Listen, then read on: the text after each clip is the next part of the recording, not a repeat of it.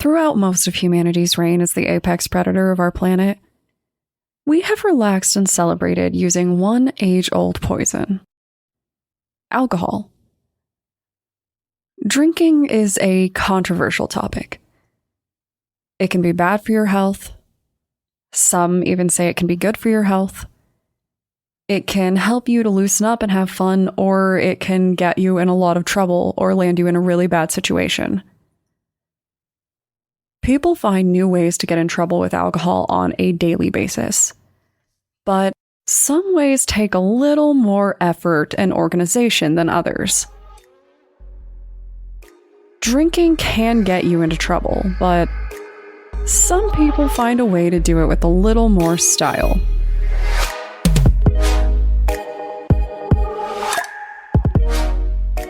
My name is Brienne, and I'm the host and creator of Among the Dirt and Trees, a show where we explore true crime cases that occur out in nature. In today's two-part episode, we're going to discuss the crime of bootlegging and the dangers that came with it. This is part 1.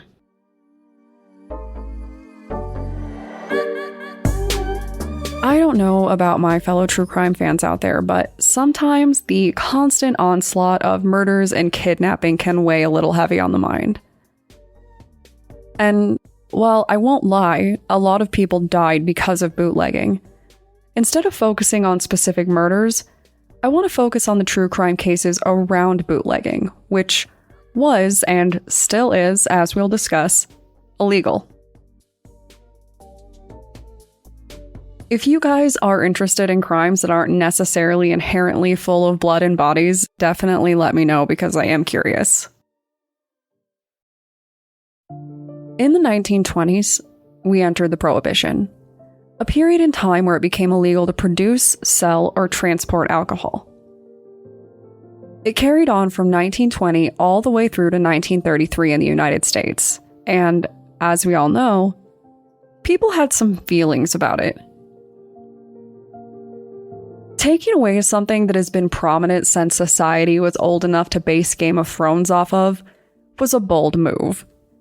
And it was not one that was met with any kind of kindness. As you all know, I'm really not a huge history buff, but I do think that the Prohibition and bootlegging are pretty fascinating topics. Organized crime rings always come with quite a bit of drama, especially when you have to hide your distilleries in the woods, backcountry, or anywhere else where police won't look. Throughout history, bootlegging has been embraced in several ways, and you might be surprised to learn that it actually didn't start with the Prohibition.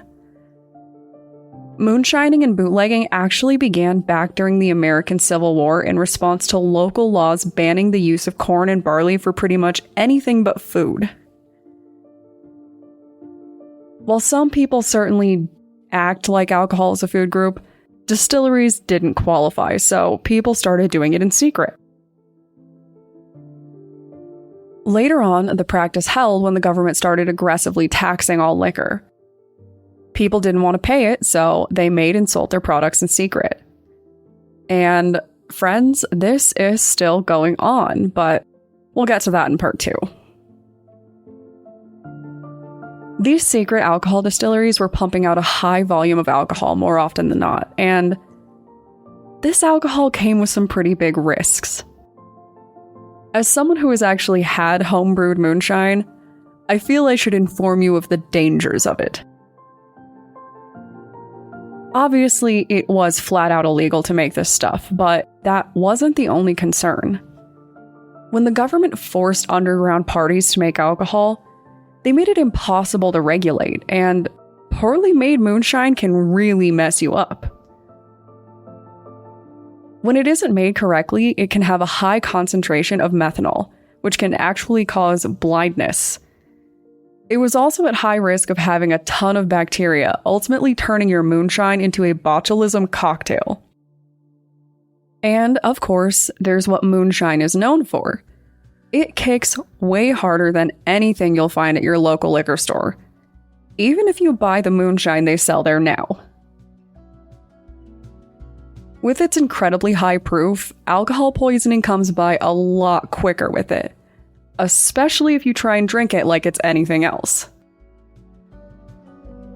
Now to start, I want to talk about 1950s NASCAR racer Junior Johnson, a man who originally used his insane driving talents to outrun the law while transporting illegal alcohol.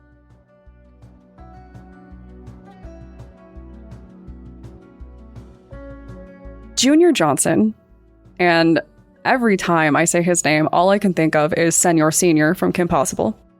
But anyway, he came from a long list of bootleggers leading back to the famed Whiskey Rebellion of 1791.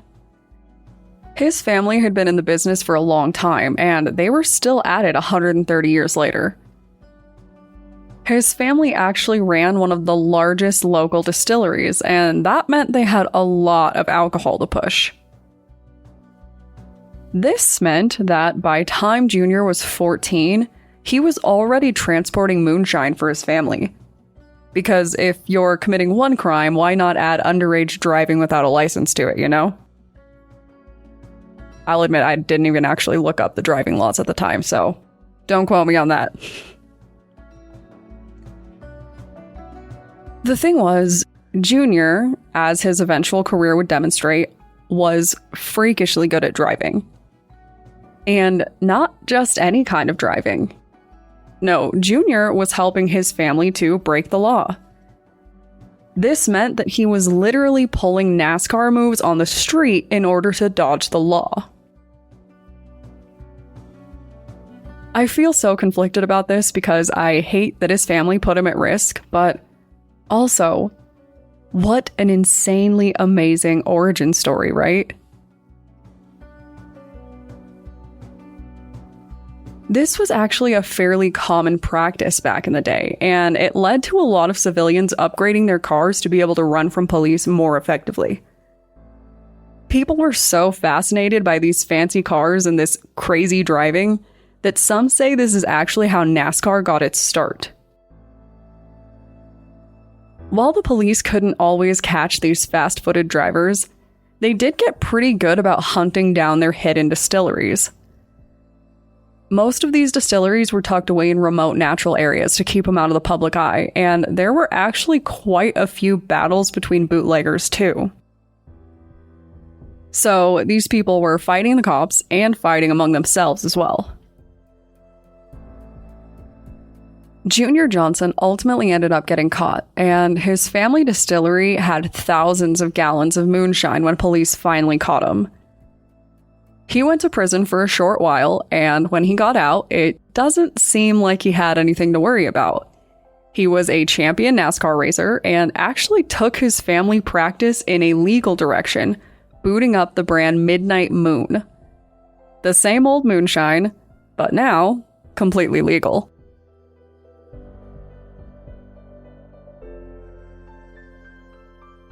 I think we often consider bootleggers to be these small fry criminals who are just looking to make a quick buck. But the reality is that there was a lot of money in this business. In fact, there was so much money that high-profile defense attorney and pharmacist George Remus decided it was a much better business to be in than law. Even though he was estimated to be making $500,000 a year at the time, which was a lot more back then than it is today. Like, millions. Knowing his way around the law made him exceptionally adept at navigating business law. So, when Prohibition began, he purchased some local distilleries and began running them under the guise of a drug company. It worked surprisingly well, and he began to amass a huge fortune, making plenty of money and managing thousands of employees.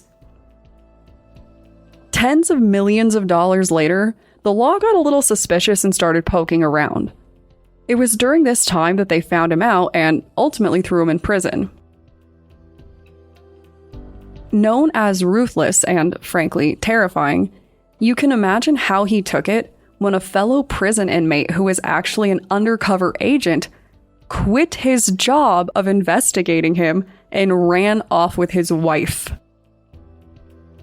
They spent all of his money and even tried to have him killed, but the killer was too afraid that he was being tricked, so he outed them to Remus instead. When he got out of prison, he chased down his secretary turned affair partner turned wife turned ex-wife and shot her in the park. He used one of his signature moves for getting criminals off and was acquitted of her murder because they basically said it made sense that he went crazy given everything she did. So, that's certainly something. Now, if you want to learn more about some other crazy bootlegging crimes, hop on over to part 2 to check it out. In part 2, we'll be discussing other crimes, old and new, and even one from 2021. Since no one was harmed and the bootlegger doesn't seem to have any regrets, I figure it's okay to break my usual rule for this one. Thanks, guys.